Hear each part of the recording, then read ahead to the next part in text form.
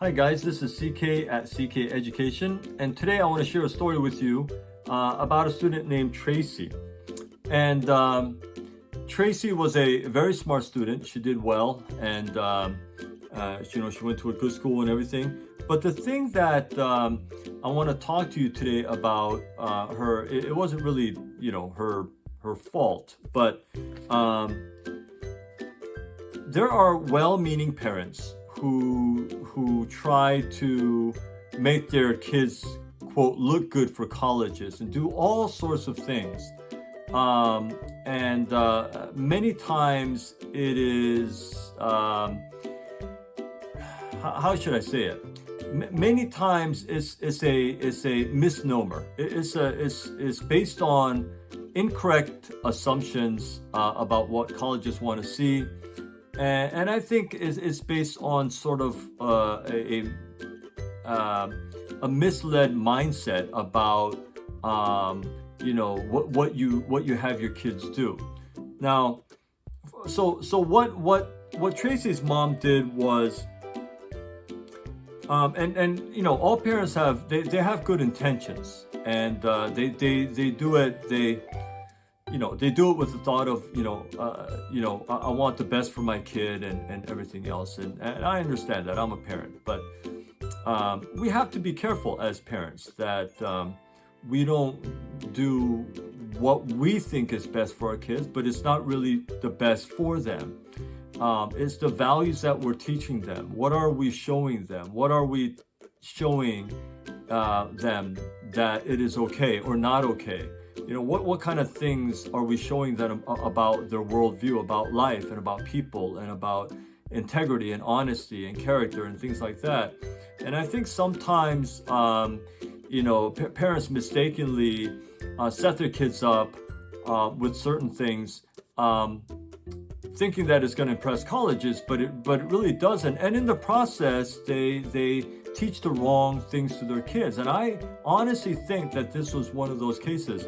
And so what Tracy's mom did was, and of course I'm changing the name here as I always do for every student to, so that everybody maintains their privacy. But she set up a nonprofit organization, like legally, a real nonprofit. But the problem was that it really was just fluff. I mean, it was just really on the outside. They didn't really do much of anything, and it was set up really to sort of to make her look good to colleges. But let me assure you that colleges can see through the fluff. Colleges look at how many hours you've done something, how many years you've done something, what kind of impact you've made, and if that really was a true impact. They've read thousands and thousands, if not tens of thousands, of applications and essays and activity lists, and I haven't looked at as many as they have, of course, but even I can tell when I look at an activity or something on the application and say, I think this is totally fluff. There's real no substance to this, because when you ask just a few questions, you can quickly see that really had no content and no depth. And this was the case. You can set something up and say, wow, nobody does, this is very unique, and I think this is going to look great. But if it really is just fluff, if it's just on the outside, it really doesn't amount to much. But the bigger concern for me was, what are you teaching your kid here? That it's okay to be fluff. It's okay to just fake it. It's okay to do that. Even it just, as long as it looks good, as long as it gets you through it, you could do it, and who cares? I mean, it's legal, so there's nothing wrong with it. And I'm not saying there's anything legally wrong with it. I think it's more, again, is what kind of values we're teaching our kids. Do we teach them that, it's okay, as long as the ends justify the means, we're fine. As long as you get the result that you want, that the how you get there is not as important as getting there, and so and it's just, I think that kind of mindset, sets your kids up for failure. I'm just going to be very blunt with that. And when I say failure, I'm not saying they're not going to make any money, they're not going to make anything of themselves. I don't consider success and failure solely based on money or prestige or titles or things like that. Certainly, that's part of life. How your income and so forth. But that is certainly not success. That's not the definition of success. I think it's multifaceted. If people ask, well, what is success? I think it's multifaceted. I think it has to do with 6 or 7 real very important aspects of your life.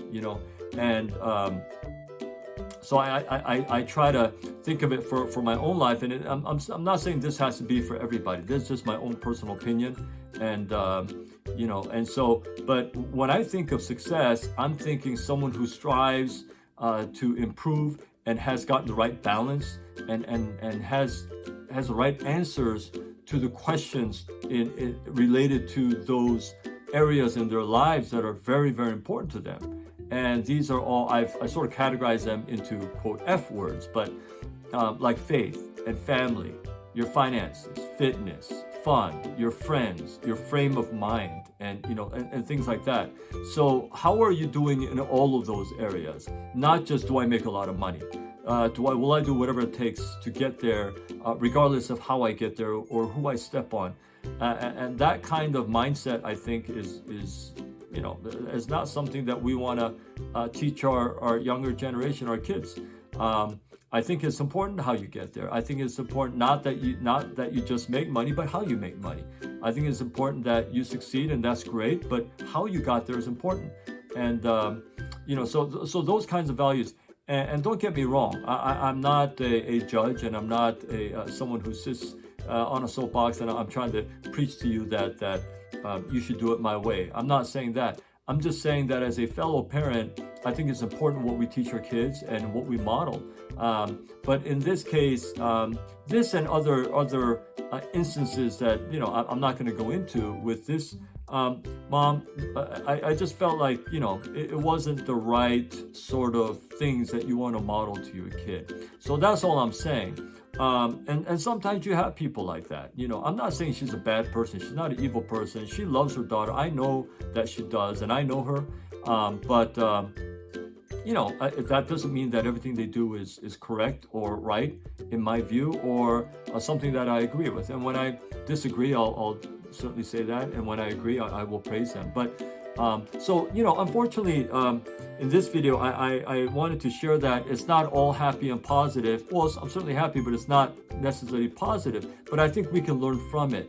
Let's be careful what we model to our kids. If you're a parent, even if you're a teenager, look, I've met teenagers that are more mature than adults, and you may be one of those kids listening to me right now.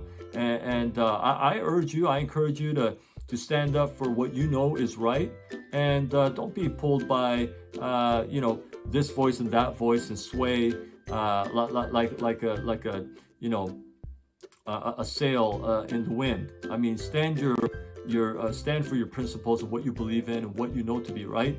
And I think that goes a long way in the real success of your life. So anyway, I just wanted to share that with you today. And but I do want to share Tracy Score. She did very well when she started. She started out at 6'10" in reading and writing.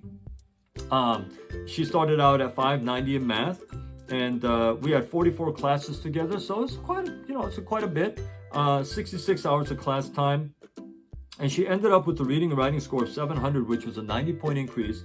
And her math score, she ended up at 740, which was a 150-point increase. And so her final score was a 1440 on a real test. So she went from 1200 to 1440, which was a 240-point increase, which is significant, which was great. And she did great. I'm not knocking that. She did wonderful. She's a wonderful kid. But I just think that there are some things that her mom could have done differently, because it would have been a better example to her. But anyway, I just want to share that, if you agree, great. If you don't, that's okay too. I'm not trying to win friends here. I'm just, telling you my views. But if you're interested, as always, if you're interested in becoming one of my students, the best thing is go to my website, ckeducation.org, and fill out the SAT Prep application form there. There's a comment section on the bottom, and I ask that when you fill that in, that you put in why you think you would be a great fit as one of my students. So I promise, as always, to read every application. I will get back to you personally, and I hope to hear from you. And until my next video, I hope you stay well.